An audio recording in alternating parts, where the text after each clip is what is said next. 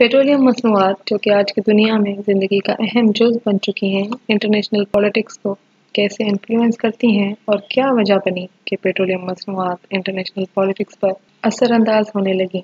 आज की वीडियो में हम यही जानने की कोशिश करेंगे। पेट्रोलियम और वक्त के साथ साथ होने वाली इजादात का मेल कुछ इस तरह इंसानी ज़िंदगी का हिस्सा बन चुका है कि अब पेट्रोलियम पर से दुनिया का इन्हसार ख़त्म होते होते मज़ीद कई दहाइयाँ दरकार हैं। पहले तो ये समझ लेते हैं कि पेट्रोल या खाम तेल है क्या। लाखों साल पहले मरने वाले पौधे और जानदार मरने के बाद समुद्री फर्श में बहुत सारे ऑर्गेनिक मटेरियल के साथ दफन हो जाते हैं और ज़मीन की तह में क्योंकि टेम्परेचर और प्रेशर बहुत ज़्यादा है तो वो टेम्परेचर और प्रेशर की वजह से वो पौधे और जानदार की बॉडीज या जो उनके रिमेन्स हैं वो फॉसिल फ्यूल में कन्वर्ट हो जाते हैं। अब इंसान इस फॉसिल फ्यूल से हज़ारों साल से वाकिफ है।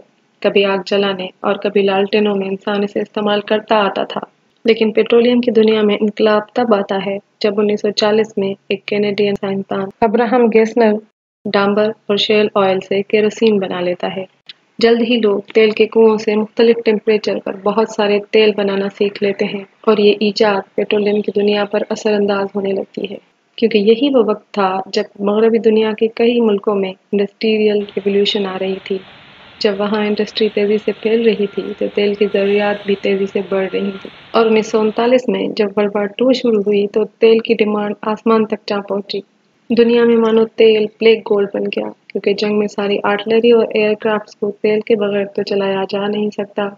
अब वर्ल्ड वार तो यूरोप के बीच हो रही थी, लेकिन तेल के बड़े बड़े ज़खायर या तो मिडल ईस्ट में हैं या फिर नॉर्थ अमेरिका में। अब इसका तोड़ भी था क्योंकि यूएस कंपनीज पहले ही मिडिल ईस्ट में तेल की तलाश में लगी हुई थी।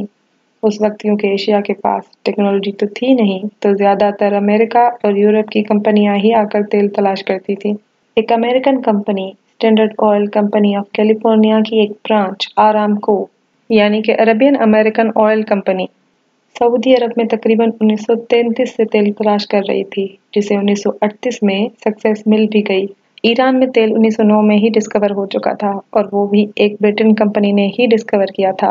तो इस तरह वहाँ पर भी एक कंपनी बनती है, एंग्लो पर्शियन ऑयल कंपनी, जो कि ईरान से बहुत बड़ी कंसेशन पर तेल निकालती है।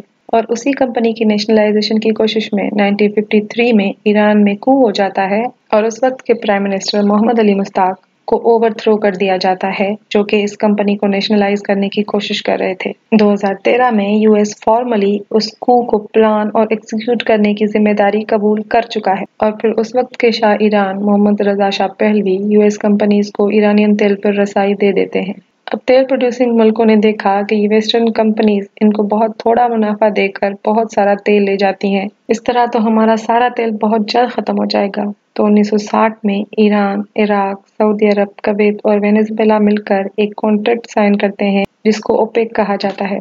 ओपेक का मकसद था रुकन ममालिक के दरमियान पेट्रोलियम पॉलिसियों को मजबूत करना और मुत्तहद करना, ताकि पेट्रोलियम प्रोड्यूसर्स के लिए मुनसिफाना और मुस्तहकम कीमतें हासिल की जा सकें। आज के दिन तकरीबन 13 मुल्क ओपेक के रुकन ममालिक हैं। अच्छा, एक बात जो यहाँ पे बताना ज़रूरी है कि अमेरिका के पास अपने तेल रिजर्वायर्स भी हैं और अमेरिका खुद भी 11वां बड़ा तेल प्रोड्यूसिंग मुल्क है।